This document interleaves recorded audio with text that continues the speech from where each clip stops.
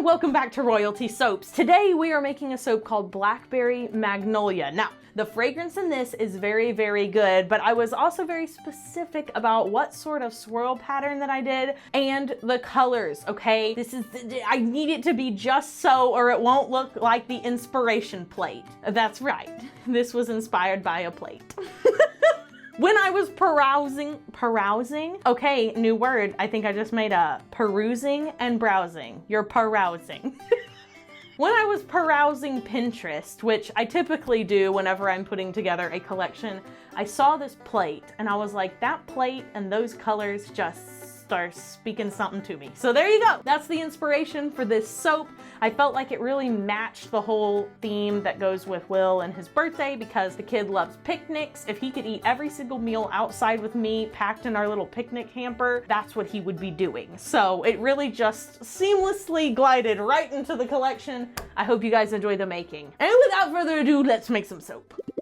All right, I have all of my oils melted down here. You can see it is a little bit cloudy. Yes, my room is cold again, per usual. Just gonna add my lye water solution straight into my super big bucket here. I got these buckets from Webstaurant.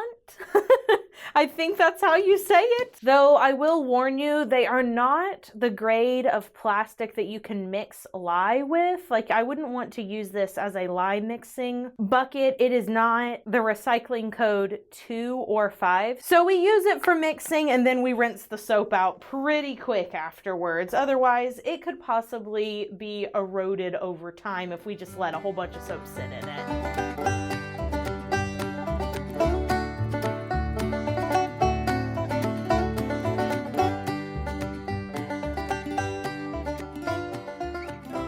All right, I have everything all mixed up, so now it's time to get my 3 accent colors ready. I'm now adding my fragrance oil mixed with kale and clay. This fragrance is from Wholesale Supplies Plus. It's called Blackberry and Magnolia. I thought it really does just encapsulate the whole vintage teacups and china, so I'm really excited about it. It smells fantastic. It has sort of a sweet, floral, fruity smell, so perfect for what we're trying to accomplish today, and also kind of adds an air of sophistication to our collection this month, which is a largely again, themed by whimsy and bright colors, so it's nice to have something a little more calm and refined. Let's talk about the color additions. Into this back container, I'm adding a color called Soap Berry Purple. It's from TKB. This is one of my like secret weapon colors. I pull it out when I need a really lovely red purple. It's just, it's perfect. You'll see. Next we have Green Oxide. That is also from TKB. And a bit of titanium dioxide. And then Ballet Slippers Pink here. This is from Mad Micah's. Little bit of titanium dioxide. And then into our base container, some more titanium dioxide.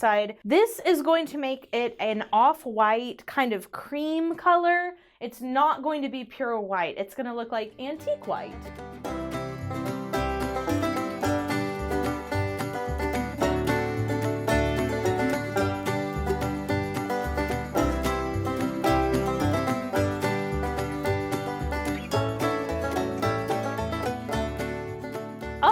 This color palette though. Okay, let's start pouring into our slab mold. All right, we're starting by pouring in almost all of the white. We might actually just go ahead and pour in all the white. All right, it's still pretty runny, which is awesome actually. It's gonna make this next part even easier. I'm gonna start by pouring in a line of pink. I am going to try to keep it centered to the middle of each loaf here. It's going to get off a little bit. It doesn't have to be perfect, but I would like to keep the sides as creamy as possible. I'm going to pour the purple right next to it or slightly on top of it. And I am pouring from relatively high up so that it will go all the way down to the bottom, or at least halfway down. Halfway is what I'm actually aiming for. And with the green, same thing. And now that all of that is in, I'm going to hanger swirl this like butterfly swirl, kinda. 5, 6, and 7. 1, 2, 3, 4, 5, 6, and 7. Went ahead and tapped that down just a bit, and so now I'm adding just a teeny bit of color here. All right, and now that I have all that on top, I'm gonna take a little bit of this gold, and I do mean a little. I'm doing one little drippy stripe right down the middle, kind of like the gold enamel you would see on all those old plates. And then taking this little pipette, I'm gonna swirl out just like this. Not any particular way, I'm just trying to make some swirls that go out to the edges of the bar and that pull the gold in a pretty way. And then I am going to clean up the edges of the mold just a little bit. I kind of made a bit of a mess with this particular batch. And that's it. We're keeping it simple and elegant on top. I am going to spritz it with a little bit of rubbing alcohol, the sage green, the pastels. Yes! Okay, let me bring you in for a close-up. Be still, my beating heart. I'm sorry, my hands are so shaky. I will have to use 2 hands in the future to try to minimize the shake because it's hereditary. What can I say? We'll be back in 18 to 24 hours to split these and take a look at the inside. I hope it looks as good as I think it's going to.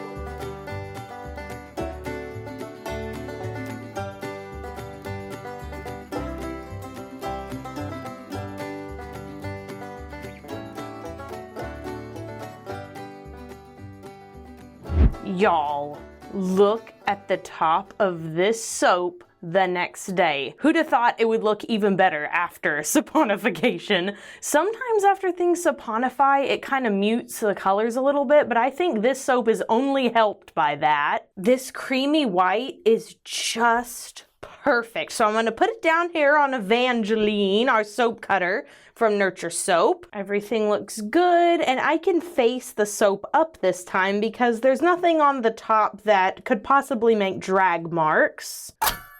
Take those sample bits off. Ooh, look at that. And yes, we do keep the end pieces of all the soaps.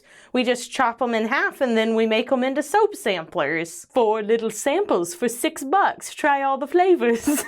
And from the middle, this is what it looks like on the inside. Exactly what I wanted. So a light purple, a light pink, a light green with a really pretty, elegant swirl on top. It smells like blackberries for sure. It also smells a little bit like there's some green notes in there in the same way you would expect to smell a green tea. I would say this is on the medium side of fragrance strength, so it's not very faint, but it's also not overwhelmingly strong. Okay, the question of the day is, which do you prefer as a decorating item? Pretty feathers from exotic birds or tumbled precious gems or rocks? Or let's say semi-precious, because I'm thinking precious probably means rubies and emeralds, and I bet most of us don't have those just lying around for decor.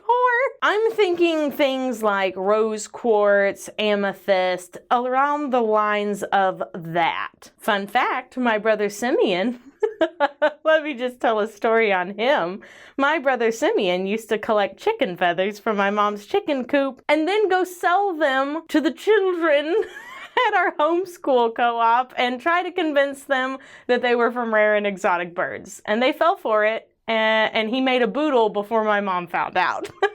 You can answer the question of the day down in the comment section below. I hope you guys enjoyed today's video. If you did, maybe subscribe to the channel. Be sure you do something fun for yourself today, like having a picnic outside in your very own backyard or porch on your apartment if you're Caroline. Or perhaps you would like to plant a blackberry bush if you have that space available. Listen, I want to plant every single berry bush that's ever lived, okay? I want blackberries, I want blueberries, I really want raspberries, though I know that those are historically difficult to grow in Texas. Love finds a way. Anyway, I've rambled. Be sure you do something fun for yourself. That's the point, okay? Just take a moment, do something for you. I'll see you guys in the next video. Have an absolutely royal day, and bye for now.